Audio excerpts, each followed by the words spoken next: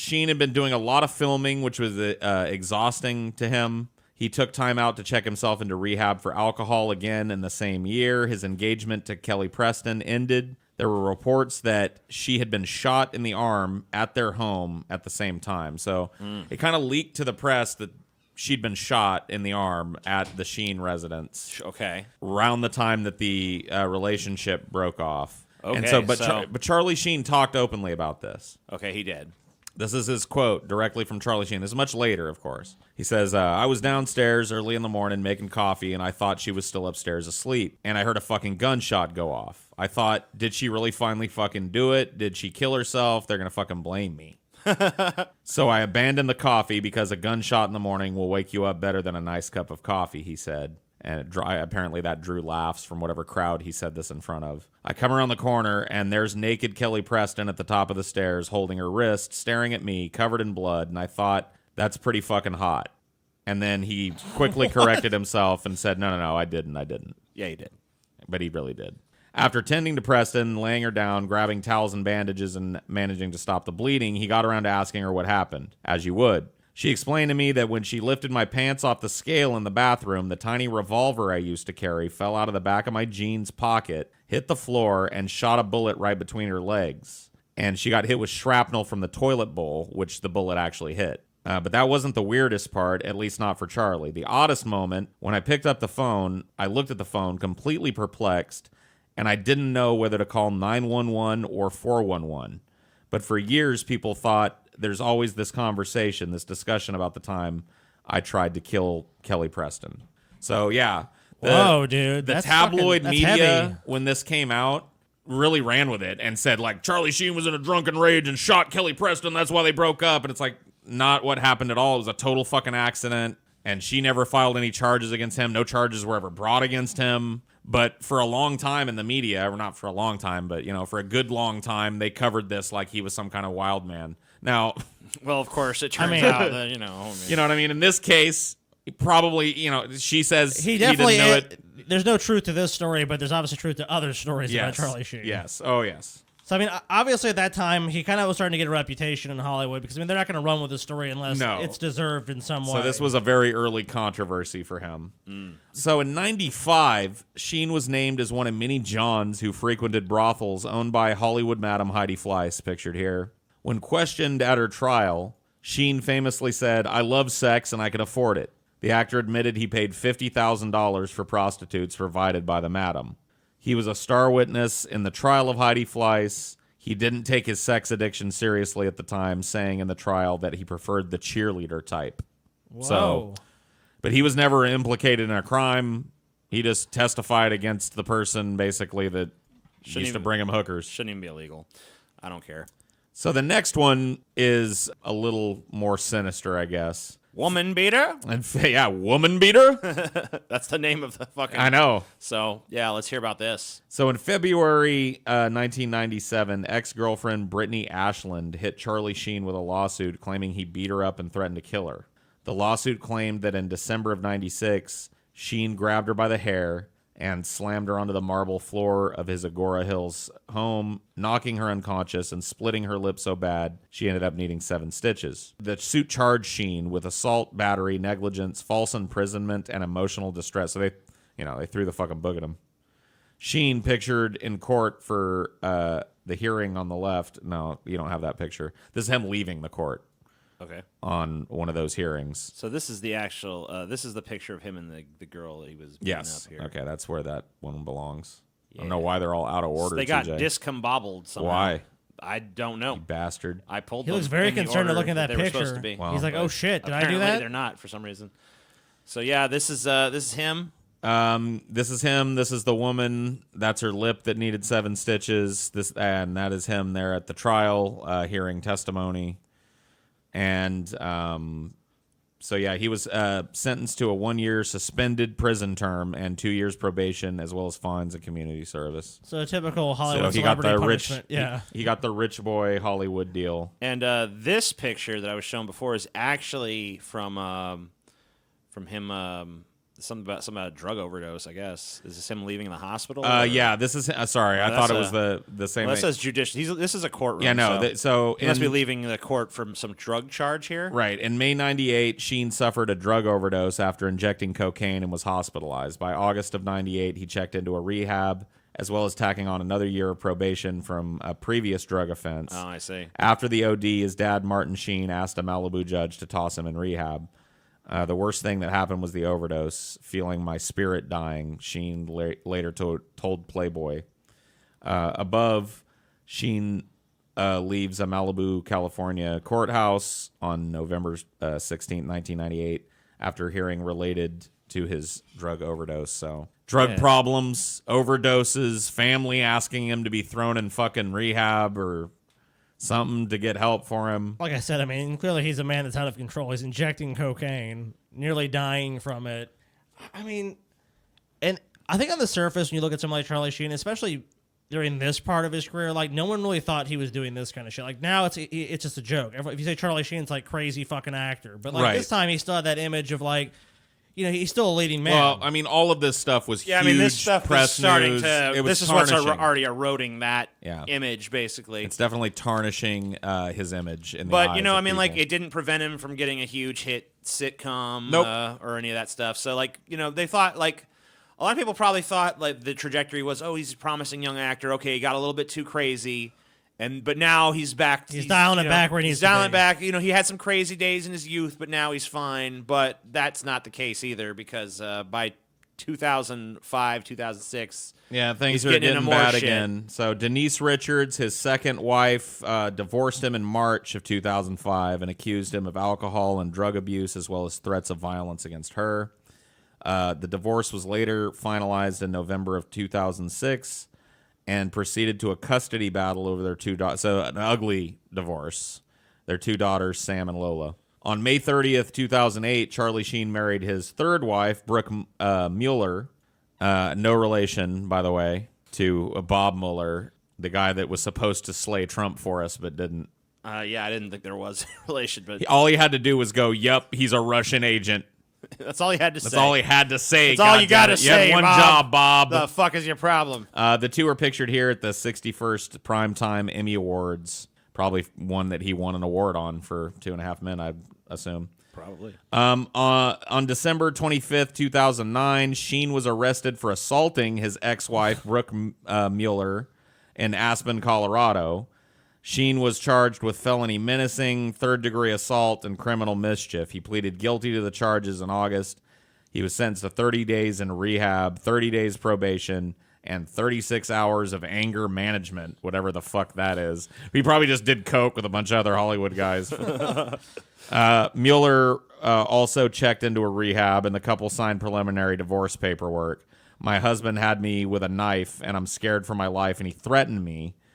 So this seems to be a pattern in his life. And we actually have this psychotic behaviors from drug, we actually have some stuff here. This is not super compelling, but you can skip a little around. It actually, we might not even want to play it. It's a neighbor that calls. Oh, okay. Wait, no, go ahead and play it. No, this is the. Never mind. I'm thinking of a different 911 call. Oh, okay. This is play this one. Yeah, sure. Let's do it. Port Department 39, Mercy. Yes, hi. My name is Dr. Nassif. I live in... Oh, no. This is not it. No. Okay, so you were this is the neighbor. I was right about this. Yeah, it doesn't... There's another video here called Charlie Sheen's ex spills beans on abuse. Which ex is this? That might be it. Actor Charlie Sheen has been in news lately for all the wrong reasons. And now his ex-wife, Denise Richards, opens up on Oprah's show So this is about Denise Sheen Richards and talking her marriage shit. with the troubled star. Denise says that she and Charlie recently called a truce and things seemed to be calming down. And then on Christmas morning in Aspen, Colorado, Charlie Sheen was arrested after his wife, Brooke, called 911 saying that the fallout from this hit Denise Richards. Right. Because she's the one he calls from jail. I see. His ex. Knife. And when did you find out? I'm in jail again. I actually got a call on Christmas, a collect call from Charlie, and he said, I said... Christmas Day? Christmas Day, and asked, I thought it was odd that he was calling collect. He said, yeah, they won't let me use my cell phone here. He said, I'm in jail. And so I said, my first thing was, "Are you okay?" And he said, "Yeah, I'm okay." And he, told me that he and Brooke had gotten into a fight. So he fights with his Current new wife. his current wife, and then when he goes to jail, he calls his former wife. Yes, his Yeah. ex-wife for Hoping help on to- Christmas Day, on by Christmas, the way. yeah. Collect from a prison. Collect call from Charlie Sheen on Christmas Day. I'll take it, man. Watch a little more of this because it gets worse. Cops. He Okay. couldn't get into it because he said they were recording our conversation. Well, in divorce documents, as I recall, you allege that he had threatened you at one point also. And at the time, you said that you were filing because you could no longer accept his abusive and threatening manner. So Right. had he been abusive to you? At times, yes. It does. I mean, there are times during the marriage where, there was a lot of verbal abuse. He never hit me. He never hit you. He never hit me. Do you still love him? No. The person that I know isn't the person that I married. And I will always care for him because he's my daughter's father. And I will, at the end of the day, if he called me up and ever needed anything from me, I would be there for him. Okay, Damn, dude. So then, Pretty much taking the high road with that, just saying like, look, I don't really want to have anything to do with him, but I guess if he really needed my help, I try to help him, try to put him back on the right path. yeah. So then at that point, there's also this hotel room trashing incident where on October 26, 2010, a naked and nutty Charlie Sheen, naked and nutty, I'm naked and nutty, guys. he tore up, everybody wants to be naked and nutty. He tore up his pricey Plaza Hotel suite after which I think Trump owns the Plaza Hotel, I think. Look, let me tell you something. Beautiful hotel. I'm pretty sure Trump owns that. I'm not 100%, but I believe he does. Anyway, he was on a fucking booze and blow binge with porn star Capri Anderson. But why not? Which, that sounds like a good time. Hey, Salvador, I don't know what you're doing in here.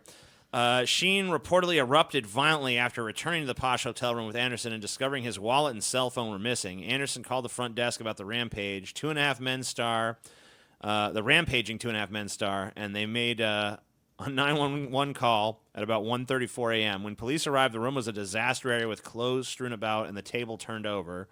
Sheen was brought to the hospital after admitting to drinking and using cocaine and had to pay $7,000 in damages. Dude, you know how many times Charlie Sheen just did probably retarded shit like this, and it's like literally like, sir, you caused $7,000 worth of damage. All right, take me to a hospital. How much do you? Like 10 grand. Just opens his fucking, takes out of his pocket, like, here's 10 grand. Well, See they ya. said he lost his wallet. That's the whole reason he threw the tantrum in the first place. So he had to go Dude, find Charlie another Sheen. wallet. Charlie Sheen is a fucking rich ass dude. He might have actually had a wallet for some things, but he had a fucking money roll. Don't even fucking play for a minute like Charlie Sheen. He just pulled money out of He his was ass. buying drugs all the time. Of course, he had a fucking roll of cash. What are you talking about?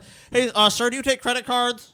No, Charlie Sheen is going to cities and he's scoring drugs immediately, or someone else is scoring drugs for him, but you still need the cash. Sorry, guys, I just had to go have a little blow binge in the bathroom. Cool. To get myself in the Charlie Sheen mode.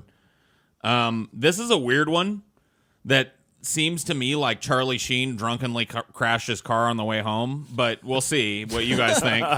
Okay. Robber's done it. This is called the mysterious stolen Mercedes. So mysterious. So back in June 2010, Sheen's Mercedes-Benz was stolen and plunged over the side of a cliff for the second time that year. Okay.